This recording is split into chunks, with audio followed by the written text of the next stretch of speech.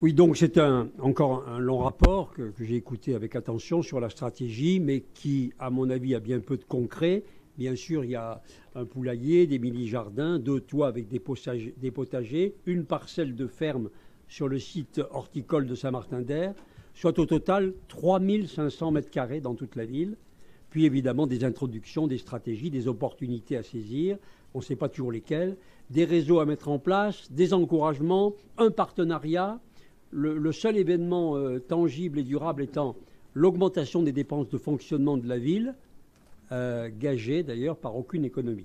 Ceci expliquant d'ailleurs à chaque étape pourquoi vous asphyxiez financièrement Grenoble, puisque chaque fois que vous avez des idées, des projets, etc., vous accroissez les dépenses de fonctionnement sans jamais réfléchir à la façon de s'organiser pour y faire face. Vous empilez les politiques sectorielles et à chacune correspond un nouveau service parce que vous ne savez pas construire une transversalité dans l'organisation administrative, alors que d'ailleurs vous évoquez sans arrêt la transversalité des transitions.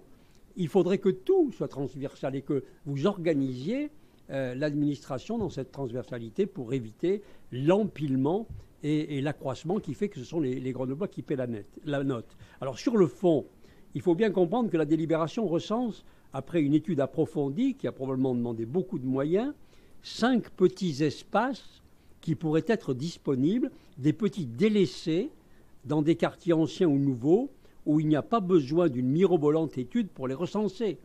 Dans un autre temps, un élu ou le maire faisait remonter au service l'existence d'un tellement libre ou abandonné pour ensuite le soumettre à la collectivité et aux citoyens pour réfléchir à son embellissement ou à sa destination. On trouve là cette incapacité à agir dans la proposition, je cite, d'étudier le plus spécifiquement possible la faisabilité d'installer de l'agriculture urbaine dans les projets d'aménagement en cours ou y à venir. Vous n'y avez pas pensé à cela avec les 1200 logements du site de la caserne de Beaune et de la Ruoche, avec un seul mini-jardin. Vous n'y avez pas pensé à Vigny-Musset, ou seulement maintenant à la marge, sur le terrain qui demeure libre, parce que les opérateurs ne veulent pas plus intervenir compte tenu de la baisse de la valeur des biens, et donc vous envisagez quelque chose, mais vous n'y avez pas pensé avant. Et sur la presqu'île, vous n'y avez pas pensé, et vous continuez avec la forêt de Tours, qui est en train de sortir rue Esclangon, sans un mètre carré d'espace vert. Bien à Flaubert, bon, effectivement, vous avez inauguré, mais ce n'est pas de l'agriculture, mais vous avez inauguré la mare de la biodiversité. Très bien, mais là encore, ça me paraît très faible par rapport au nombre d'habitants que vous allez installer sur ces sites.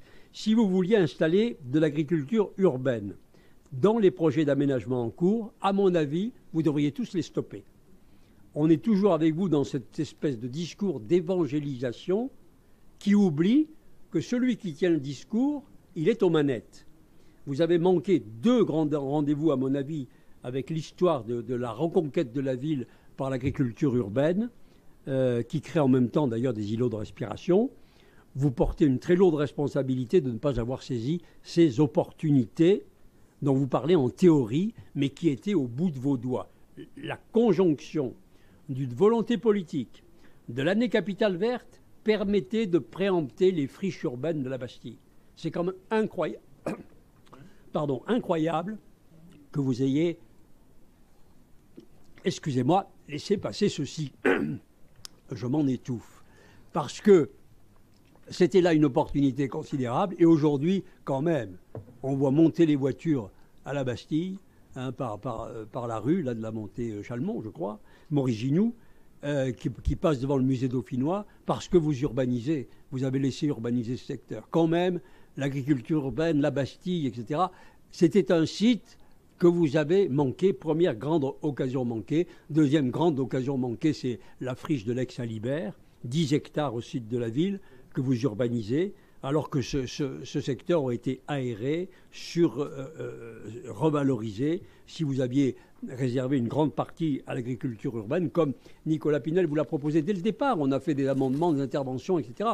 On n'arrive pas là après coup. On vous dit, voilà, les grandes occasions manquées. Moi, je suis désolé de vous dire que j'ai eu la même chose avec la viscose, Rhône-Poulenc, 10 hectares au sud de la ville. On a fait 5 hectares Techni-Sud et 5 hectares accroissement du parc Bachelard pour préserver l'avenir. Et ce n'était pas l'époque où on parlait beaucoup du réchauffement de la planète. Mais à cette époque-là, déjà, quand on avait 10 hectares disponibles, on en réservait la moitié. Vous, pas du tout. Vous urbanisez massivement. Alors, derrière vos délibérations verbeuses et ronflantes, à mon avis, vous sacrifiez l'avenir. Vous vous étendez, bien sûr, en détail sur des rustines pour cacher l'essentiel. Non, avec vous, Grenoble n'aura pas avancé fortement pour favoriser l'agriculture urbaine, pour favoriser le lien entre les citoyens et la terre, la pédagogie à l'égard des jeunes générations, parce que vous êtes passé à côté des opportunités réelles d'accomplir un saut qualitatif, un saut quantitatif, grâce à des sites que vous aviez sous la main et qui permettaient ces grandes avancées. Moi, j'avoue que je ne comprends pas pourquoi vous êtes passé à côté de ça. On ne le dira jamais assez, bien sûr, parce que c'est grave pour le développement de l'agriculture urbaine, c'est grave pour les îlots de chaleur maintenant que nous sommes la première des villes de France dans ce domaine. Ce sont là encore des occasions manquées et vous avez manqué de vision, d'anticipation, de décision et vous avez compromis gravement, contrairement à ce que vous prétendez, la marche vers les transitions. La marche vers la possibilité d'avoir des îlots de respiration. Vous avez compromis ça en manquant ces grandes occasions. Et c'est pour ça que, M. Bach, nous ne voterons pas cette délibération à cause des occasions que vous avez manquées.